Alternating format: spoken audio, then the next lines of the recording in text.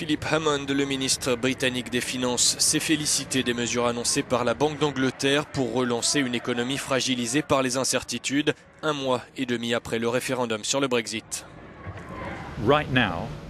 En ce moment, nous essayons de protéger les emplois et la croissance, et les mesures qui ont été prises aujourd'hui sont censées minimiser la hausse du chômage conséquente au ralentissement économique et soutenir la croissance au fil des prochains 18 mois à 2 ans, pendant cette période d'incertitude, celle des négociations de sortie de l'Union européenne.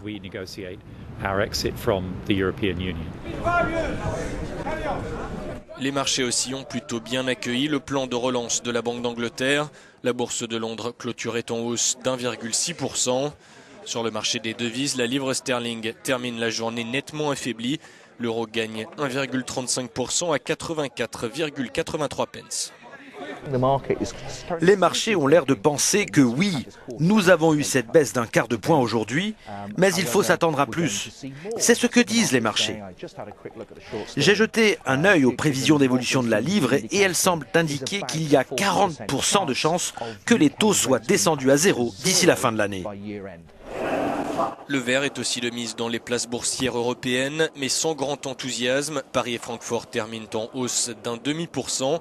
Certains analystes jugent les mesures un peu courtes par rapport au ton pessimiste de la BOE sur l'économie.